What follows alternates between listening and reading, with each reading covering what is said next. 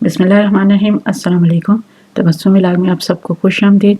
मेरी दुआ है कि अल्लाह ताला आप सबको खुश रखे, अपने हिफ्ज़ व अमान में रखे, आमीन। रमज़ान मुबारक में पकोड़े हर घर में लाजमी बनते हैं, तो इसीलिए मैं आज आपके साथ शेयर करने जा रही हूँ पकोड़ा मसाला की रेसिपी। बिस्मिल्लाहिर्रहमानिर्रहीम। सबसे पहले मैंने लिया है 1 पाव सफ़ेद ज़ीरा। इसको पहले आपने अच्छी तरह से साफ़ कर लेना है। इसमें से जो कंकड़ हों, जो मिट्टी के ज़र्रे वगैरह हों, उनको अच्छी तरीके से साफ़ कर लेना है। अब हम इसको कर लेंगे रोस्ट, ड्राई रोस्ट करना है। ड्राई रोस्ट करने से मसाले में मौजूद नमी भी ख़त्म हो जाती है, तो मसाला पीसने में आसानी होती है और इसका जायका भी बहुत ज़बरदस्त होता है। इससे पहले मैंने साबुत धनिया उसको भी साफ़ करके रोस्ट करके रख लिया है। यहाँ पे मैंने लिया है 50 ग्राम अनारदाना। ये अनारदाना पिसा हुआ है, इसको भी आपने ड्राई रोस्ट कर लेना है। इसमें भी हल्की फुल्की नमी होती है जो निकल जाएगी और हमारा मसाला बहुत अच्छा बन जाएगा। यहाँ मैंने लिए है 50 ग्राम अजवाइन। अजवाइन को भी मैंने पहले धो के साफ़ कर लिया अच्छी तरह से, तो इसको भी हमने ड्राई रोस्ट करना है। ये है मेरे पास धनिया।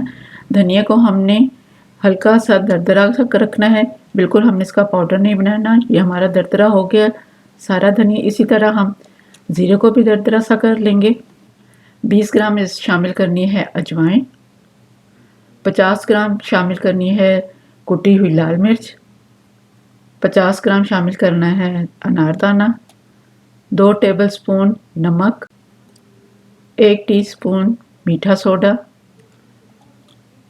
और 3 टेबलस्पून मैंने शामिल करने हैं इसमें चाट मसाला के। यहाँ आपने शामिल करने हैं 3 टेबलस्पून हल्दी के, वो मैंने मिक्स कर दिए, मुझसे रह गए थे तो आप वो शामिल कर लिए। और अगर आप अपने मसाले को और ज़्यादा तीखा करना चाहते हैं तो इसमें सुर्ख मिर्च पाउडर भी शामिल कर लें।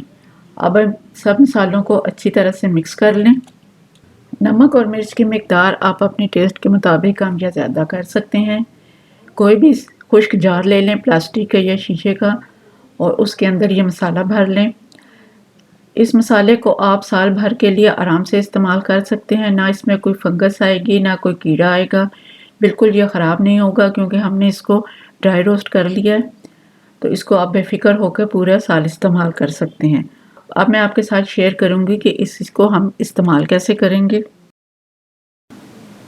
ये मेरे पास है तकरीबन 1 पाव बेसन। इसमें मैं 4 से 5 टेबलस्पून डालूंगी इंस्टेंट मसाला के, और मसाला आप अपनी मर्ज़ी से कम या ज़्यादा कर सकते हैं। मसाले को अच्छी तरह बेसन में मिक्स कर लें। थोड़ा थोड़ा पानी डालते हुए एक अच्छा सा बैटर बना लें। और हल्दी मैंने इस टाइम शामिल की है जो मुझसे पहले मिस हो गई थी, और इसको भी हम अच्छी तरह से मिक्स कर लेंगे। और बेसन में आप अपनी मर्ज़ी से आलू, प्याज, धनिया, पालक जो चीज़ शामिल करना चाहते हैं वो भी शामिल करके इनके पकोड़े बना लें। बहुत ही आसान तरीके से आप इस मसाले को बना सकते हैं और ज़्यादा टाइम के लिए रख सकते हैं। जस्ट आपने बेसन लेना है और इसमें अपना मसाला ऐड करके पकोड़े बना लें। बिल्कुल आपका कोई टाइम वेस्ट नहीं होगा, आपको कोई चीज़ साफ़ नहीं करनी पड़ेगी। बहुत कम वक्त में आप आसानी से मज़ेदार पकोड़े तैयार कर सकते हैं। गर्मा गर्म पकोड़े तैयार हैं, बनाएं और इन्जॉय करें। आप इसको इमली की चटनी के साथ, हरी चटनी के साथ और केचप के साथ भी ले सकते हैं। इन सब की रेसिपीज़ मेरे चैनल पर मौजूद हैं, आप वहाँ से देख सकते हैं। रमज़ान के इस मुबारक महीने में मुझे अपने दुआओं में ज़रूर याद रखिएगा। अल्लाह ताला हम सब की इबादत को कबूल फरमाए, आमीन। हम सब के दस्तरखान में खैर बरकत अता फरमाए, आमीन। फिर मिलते हैं किसी और अच्छी सी रेसिपी के साथ। तब तक के लिए अल्लाह हाफ़िज़।